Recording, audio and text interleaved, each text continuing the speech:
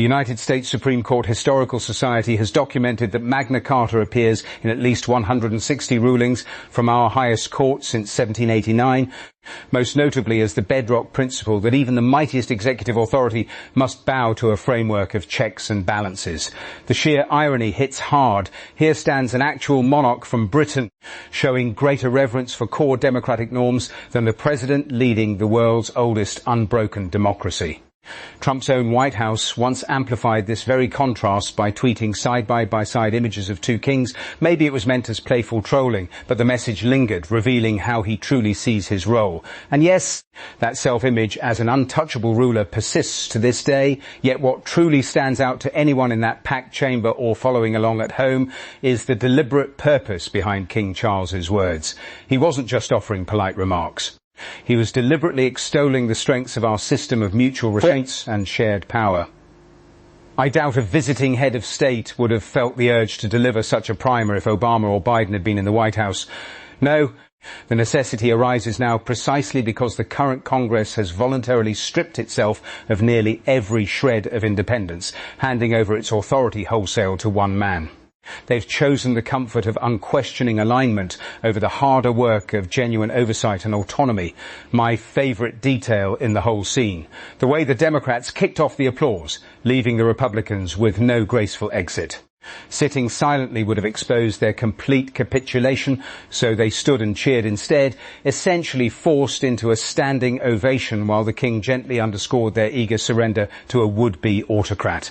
It had to sting on some levels, though shame appears to be a rare commodity among that faction these days. In fact, this moment echoes earlier times when the British monarch left Conservatives feeling similarly exposed and uneasy. Right after the horrors of 9/11, when NATO triggered Article 5 for the first and only time in its existence, and the United Nations Security Council presented a united front against terror, our two nations once again linked arms. We have answered history's call together for more than a century, fighting side by side through two world wars, the long tensions of the Cold War, the rugged campaigns in Afghanistan, and every other chapter that tested our common security. Today, the King urged that very same unbreakable spirit is urgently required to stand with Ukraine and its extraordinarily courageous people in pursuit of a genuinely fair and lasting peace. Pleading the importance of NATO, however, lands like a tough sell with today's right wing, especially since Trump has never hidden his contempt for the alliance. After all, it unites countries that refuse to crush their citizens, rig their elections, or muzzle independent voices in the press. Values that clash head-on with the worldview he champions. Given the choice, he would cozy up to the planet's strongest dictators and autocrats every single time, without exception. His party, taking every cue from their central figure, falls right in line. The Ukraine reference carries the same weight. Trump's clear preference for Vladimir Putin over the cause of a sovereign democracy speaks volumes about where his sympathies truly lie. He gravitates towards strong men, not the messy, vital work of protecting freedom, and make no mistake, King Charles knew exactly who was listening. He chose his language with intention, standing before the entire Congress to deliver a message that was anything but accidental.